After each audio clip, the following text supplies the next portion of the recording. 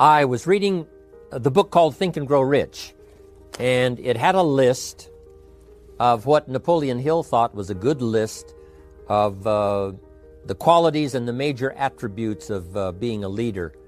And I thought it was such a good list. I made the list in my own notes, and now the purpose is for me to get my notes into your notes, to get what's in my head into your head, so that it won't stop with you, so that what we share here together today will be passed on, passed on. That's why I do what I do. I do take great pleasure in touching the people that I can see, shake hands with, say hello to, an audience that you can see. But I am also aware of the unseen audience that's being affected by whatever we do. So now I've got a chance to do that. And I think the way for me to be effective with all of you today, and then you pass it on to many people beyond what I can see, is just an exciting opportunity for me. Now let me give you this list. It's a pretty good list. Napoleon said, number one, a leader needs unwavering courage. And I don't know if I totally agree with the unwavering part of this or not, because sometimes our courage does waver a little. Bend but not break. Courage mounts up, and then sometimes we have the doubts that creep in, and we reach a little deeper to find that courage that overcomes our doubts and our fears. So I would probably debate a little bit with Napoleon on this unwavering courage, because sometimes courage does waver. But as long as it stays, as long as in the end there it is to serve you, the courage to do what you didn't think you could do, the courage to step into territory that might be a little unfamiliar, the courage to talk to somebody you don't know, the courage to attempt conducting a meeting, the courage to give your first testimonial, the courage to, solve problems you couldn't solve before, that kind of courage. The courage to stand up when it's sort of dark in your corner, the courage to do it when it isn't going your way, seemingly. The courage to try to have a good day in the midst of a bad day. That kind of courage. Wavering a little at times, yes, because we all have doubts that attack us. We all have small fears that creep in. That is the nature of life. But that's what faith is all about. That's what courage is all about. To serve us when our doubts will not serve us well. Faith to overcome fear, and courage to overcome our doubts. But that is a good quality, a good attribute for a leader, and that's unwavering courage. Second, Napoleon said self-control. That, of course, is the very essence of life itself, is self-control. Because we all have this warfare going on. It's going on in the world, the warfare between liberty and tyranny. In our own body, the warfare between health and illness. The struggle is on. The struggle between light and darkness. The struggle between good and evil. I call it opposites in conflict. And as soon as you're born into the world, as soon as you find yourself and discover yourself on this spinning planet headed somewhere, you know that this exists. To be a civilized society, we must drive the dark side of our nature into a small corner and let the positive side flourish. Early, we must learn to exercise self-control. Power is a wonderful thing, but it must be exercised properly. It must be exercised to benefit and not to destruction. So self-control is certainly necessary to be a strong leader, so that you can become the best example. The example of having your temper well managed, to having that dark side of your nature under control. The best example of choosing wise words and not being careless, that kind of control. Control of your appetite, control of your desires, so that they fit into the positive side of life and not the negative side. Self-control, very important. Then he said, a leader must have a keen sense of justice. How very true. Justice we become familiar with, even when we're small. When certain things that happened or were done to us that we something told us that wasn't right. Someone did us wrong. We have that sense of right and wrong, and it starts very early. Then we have to have that sense of utilizing what's right and what's wrong so that we develop this sense of justice, this sense of being fair, this sense of being on the positive side, on the right side. To minimize a person's mistakes, they need to have this sense of justice. We have to have justice when we're building an organization. You know, what's fair, what is a good balance. The marketing system that Mark put together has to be fair for everyone. If you have a customer and you take care of that customer, someone else cannot come along and take that customer. The same is true with the distributor. Certain rules and regulations so that all of us have a chance to fit within this framework of fairness, justice, and what's right. Otherwise, enterprise cannot work. Otherwise, we have what we call, in a political sense, anarchy, where there is no justice. When might is the order of the day, power is the order of the day, not the law, not the rule, not what's right, but power. And we would all dismiss that. It's been a catastrophe in the last 6,000 years, the governments that resorted to power instead of democracy, that resorted to intimidation instead of freedom. And we all know the terrible toll that takes. But it takes a toll not only politically in a country or politically around the world, but it takes a toll even in enterprise. It takes a toll in school if a teacher is unfair. It takes a toll in working on a team where someone is unfair or where the leadership is not fair in the administration of justice. So this is true, a keen sense of justice and what's fair and what's right. Part of this we have to learn as we go. You know, you don't have it all the first year. You haven't got it all the second year, the third year. After all the years that I've, been around, both as a human being and as a business person, we're still, even at these years, trying to decide what's best, what's fair, what's right, to give balance to our life and to build on a firm foundation for the future. So I agree with Napoleon. Good idea. A sense of justice. Here's another one, he said. Definiteness of decision. Indecision is the thief of opportunity. If you don't decide, the opportunity could slip away. If you don't decide what you're going to do today, the day could get away and you're not very effective. I talked about in my recent travels about time management. And here's one of the best ideas of time management. Don't start the day until you have it finished. Is it possible to finish the day before you start it? And the answer is yes. If you don't finish it to the best of your ability, have some idea, some good plan, sure enough, the day escapes. And in the morning you say, let's see, what should I do now? In the afternoon you say, hey, time's getting away from me, what should I do now? And now most of the day is lost. Most of the day escapes not being utilized and doesn't work for you simply because you didn't make those decisions early, at the early part of the day. The decisions we make in the early part of our life sometimes last for a lifetime. The early decisions that you make about what you're going to do with your life as far as Herbalife is concerned, those decisions are vitally important. If you neglect them and don't make them, sure enough, the time passes and the opportunity sometimes is diminished. And sometimes you spend a lot of time now catching up simply because you didn't make those early decisions.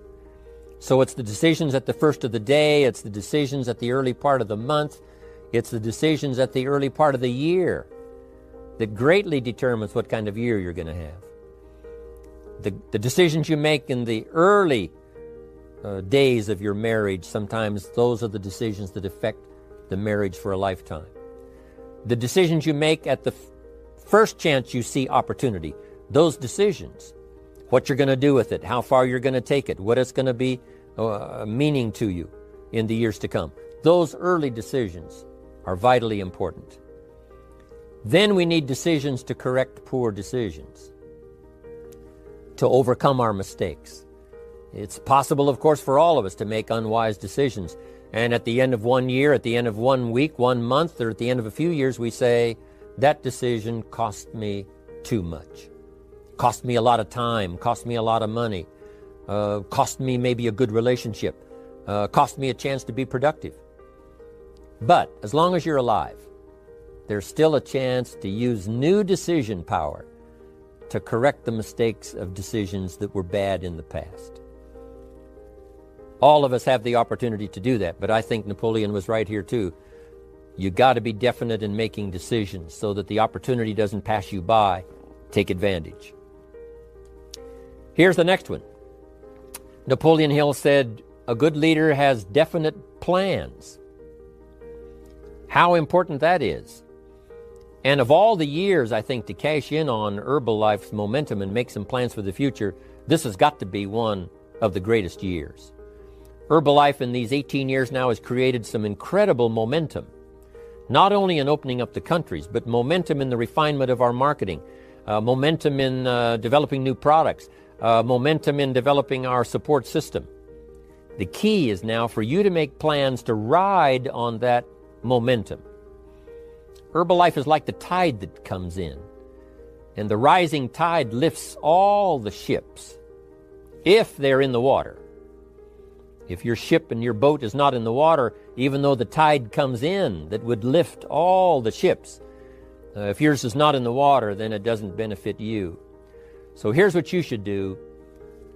Have the same intensity to make your plans for the future as Mark Hughes has. As the President's team, Chairman's Club especially, make the plans for the Herbalife Company future, you've got to now make your plans. Don't let this momentum pass you by. Don't let this momentum go uncashed in on. Don't let it be like a lost cause for you. And maybe you've, because of the lack of plans, have lost a month or two, or you've lost a week or two, or maybe you've lost a year, and you were 10% effective instead of 100%.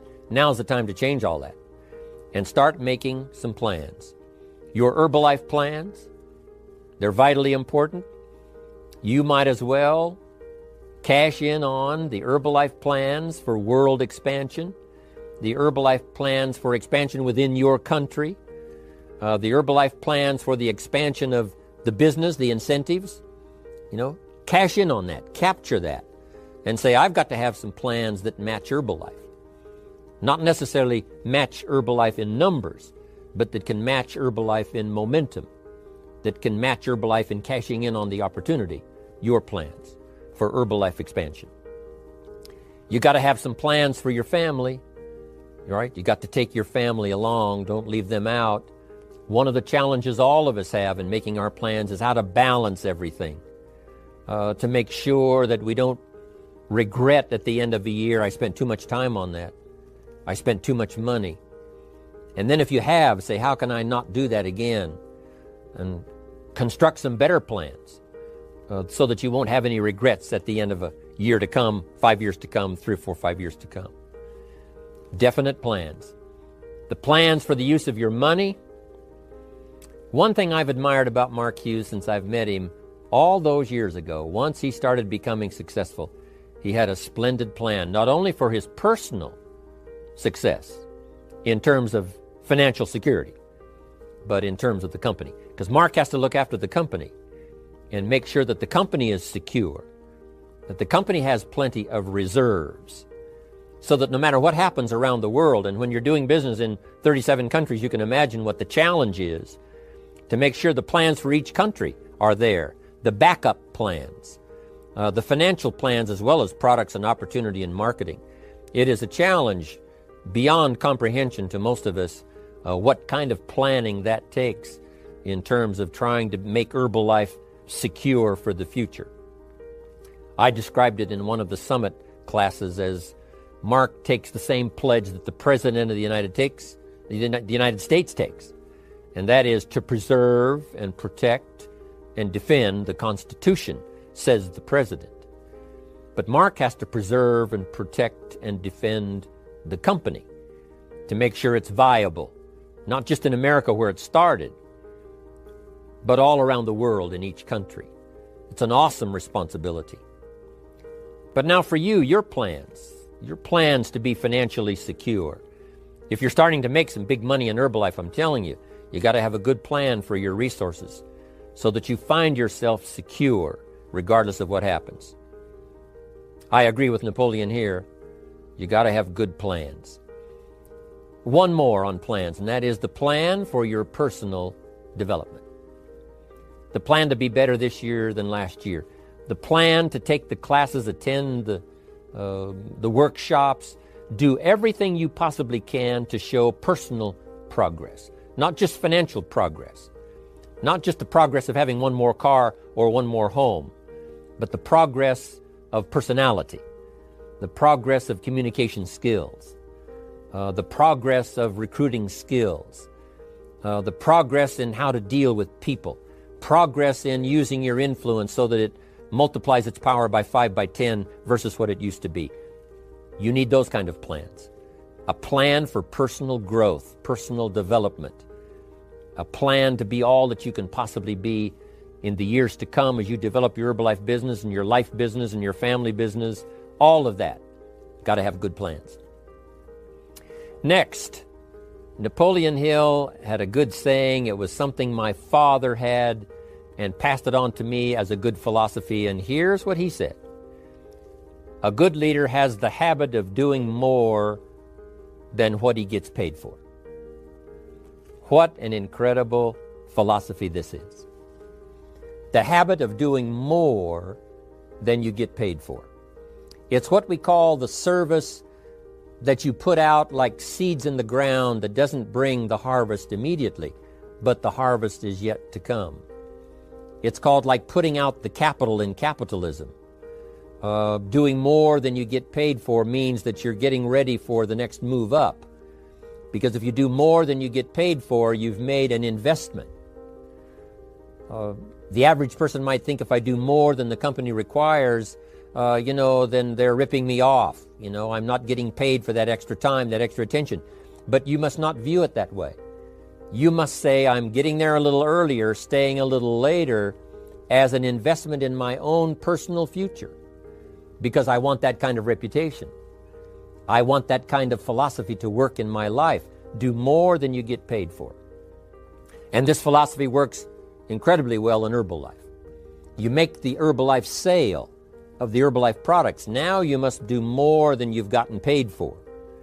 Right? They've got the product, you've got the money. But you can't stop your investment there. Now you must develop the investment in time, effort, and energy in turning that new customer into a testimonial. And sometimes that's the most difficult work, the work after the sale. Because the sale might be fairly easy. Someone says, hey, I've been looking for this product, I need it, here's my money. But now you've got to stay with them, make sure they don't just buy the product, but that they use the product.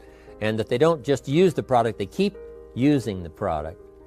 That's the work after the sale. But if you learn to make that kind of an investment and do more than you get immediately paid for, the payoff in the future can be fantastic. Because as we all know in Herbalife, what really pays off is not a sale of the product. What really pays off is a testimonial. A testimonial that gives you more sales than you can keep up with. A testimonial that takes you places you could never go by yourself, introduces you to people you'd never see on your own.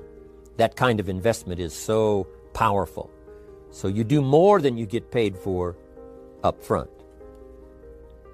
It's happened for me, making the investment. When I first started lecturing 36 years ago, I talked to high school classes, college classes, service clubs, and I gave it all away. I went and talked for free.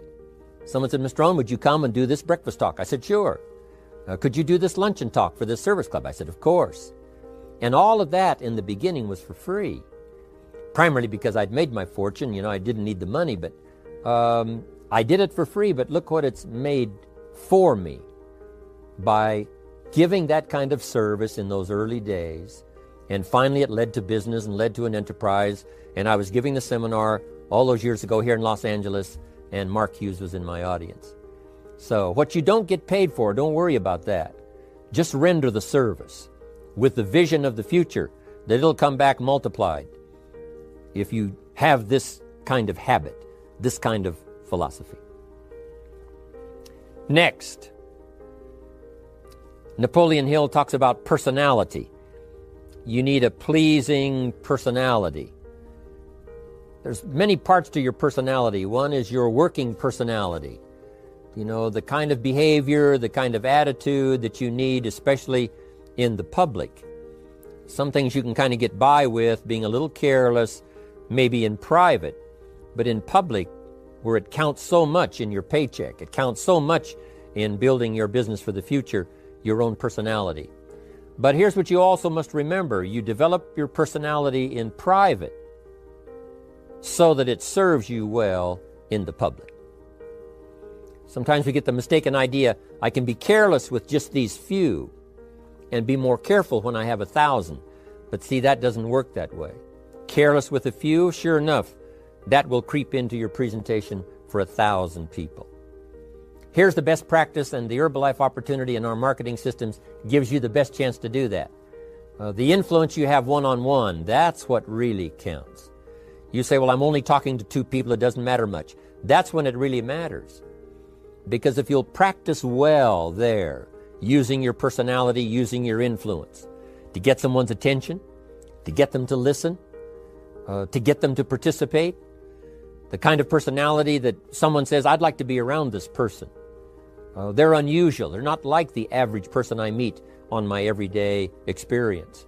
That kind of personality. But you've got to practice it behind the scenes. You've got to practice it one-on-one. And if you're effective one-on-one, 1-on-3, 1-on-5, I promise you, that will get you ready to now perform with the kind of personality, the kind of charisma that wins people when you're in front of 500 people, 1,000 people, 5,000. So this is a good point, working on your personality. Here's the best gift you can give someone, and that's the gift of attention. Attention is so powerful. When I was a young man, I met Nelson Rockefeller, one of the richest men in America at that time. He's gone now, but he was a unique individual, ran for vice president of the United States. And I had a chance to be where he was holding a press conference. And I got close enough so that when he walked out, I had a chance to step up, right, when security was not all that severe in those days. And I had a chance to put out my hand, shake his hand, and say, Mr. Rockefeller, my name is Jim Rohn. And what I remember most was the attention he gave me. With the lights of the cameras around and everybody all around, he looked right at me and said, Jim Rohn, where are you from? I said, Idaho. He said, I really like Idaho. It's one of my favorite states in all of the country. And for just a few seconds, he gave me his attention, shook my hand. I'll never forget the handshake, right? One of those multi-million-dollar handshakes. But I'll never forget that personal attention he gave me, just for a few seconds. It was powerful. Made an impression on me that's lasted until this day. That's why I remember to tell the story. So, same thing you can learn to do.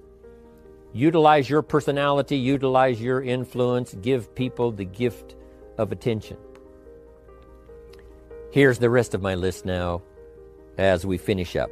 Next, Napoleon Hill said a leader needs sympathy and understanding. We have to develop that early in our lives. All of our lives, we have to look at those that are less fortunate than we are. Those who need a helping hand, and especially now we learn to look at those who need an opportunity, those who need a change in their health, those who need a change in their life and in their lifestyle. It's this kind of sympathy and understanding that drove Mark Hughes to construct the company. It took that kind of understanding, that kind of sympathy, that kind of deep emotional feeling.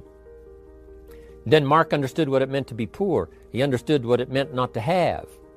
He understood what it meant to be short on finances, on resources. He understood what it meant to lack, a full formal education.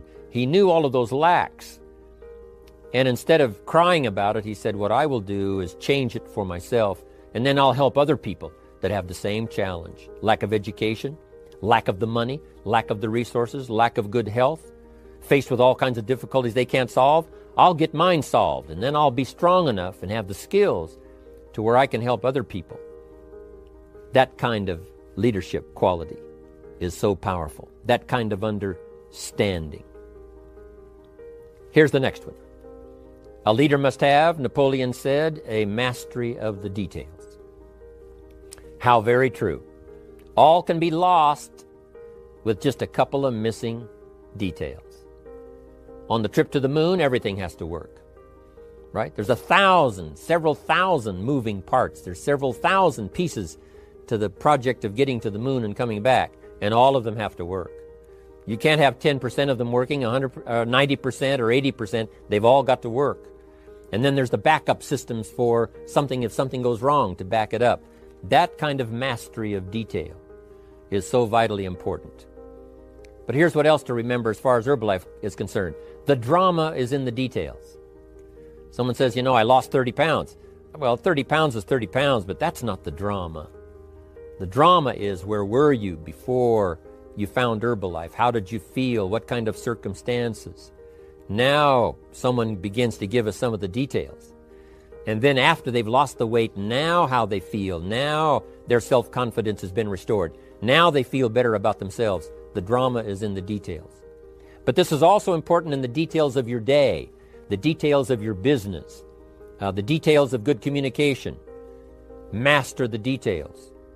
Good advice, Napoleon Hill. Now here's the next three. Willingness to assume full responsibility. All of us have been taught that, especially these Herbalife years, to take full 100% responsibility. Mark Hughes says, what happened to me might not have been my responsibility, but what I do about it is my full responsibility. I've had some people did me wrong. In his first couple of business experiences, he was done wrong. Some people ran off with the money. He was left holding the bag. But he said, that's what happened. And I was not responsible for what happened. But I am responsible for saying to myself, now, what am I going to do about what's happened? If a hailstorm destroys the farmer's crop, he wasn't responsible for that. But his responsibility now begins when the hailstorm is over, when he asks the question of himself, what should I do now?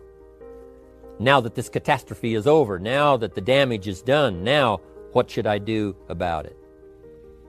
And a philosophy I've taught all these years, it's not what happens to you that determines your future. It's what you do about what happens that determines your future.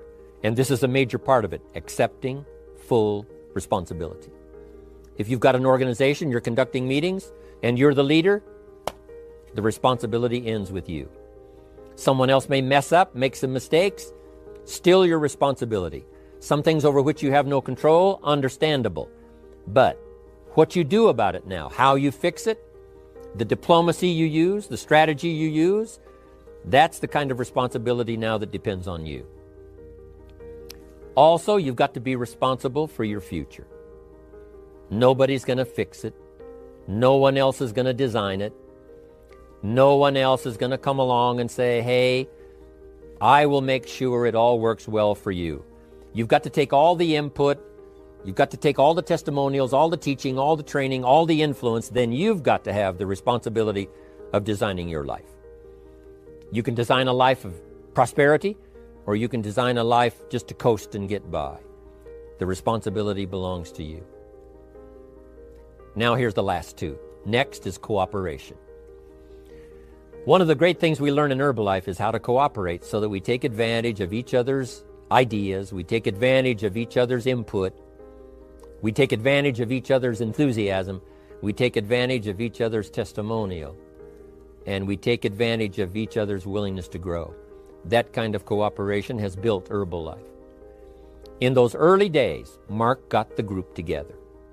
Jerry Shatanovich, Doug Stuntz, the rest, and made some plans to cooperate. Said, no telling what kind of powerful meetings we can have if we work together.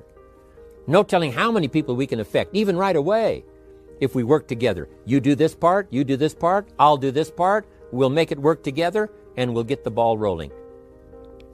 There's an ancient phrase that says, if two or three agree, nothing is impossible. If they agree on the same project, if they agree on the same vision, if they agree on how to get there, I'm telling you, nothing is impossible. Nothing can stand in their way. Just two or three.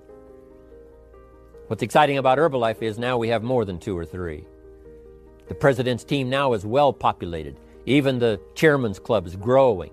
The millionaire team is awesome in its numbers as well as in its power. And the cooperation between all of us on the tabulator teams, as distributors, home office, support staff, 15th floor, wherever we come from. If we cooperate, there's nothing we can't do. There isn't anyone we can't touch. There is no country we can't finally get to with this incredible story. Cooperation. That's why I'm here, wanting to do my part, HBN, send out some ideas, give you some notes to take, something to think about and ponder, something to talk about with the people that you associate with and are building your business. That kind of cooperation is going to make this a powerful year.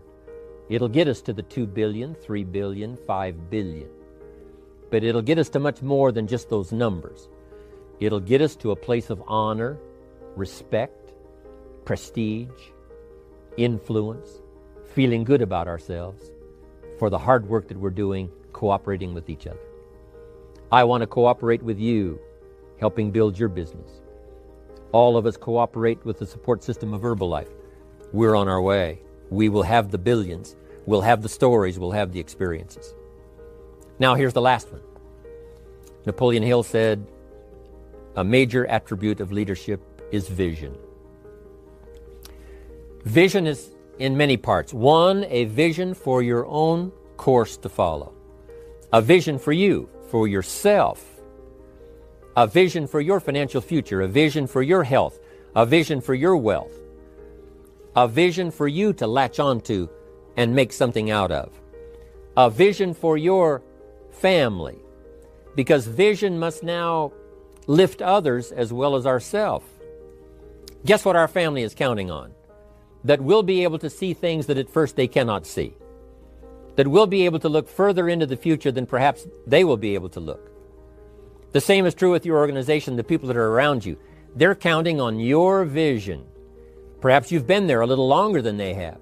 Maybe you've been there a lot longer than they have. And they will look to you to help them see things that they can't see in the beginning. And if you will do that, develop that attribute of leadership, I'm telling you, you'll have such a dramatic effect on your organization, it will be unbelievable. A vision for yourself, a vision for your family, a vision for your organization, a vision for the people that you're close to. The old prophet said, without vision, we die. We perish. Unless we can see into the future, life loses its meaning. Unless we can look further than just where we are at the moment, then we have no reason for faith, no reason for activity. But if we'll develop this skill, beyond any other skill, I'm telling you, it will help us touch people because they'll want to be around us because we have this look into the future.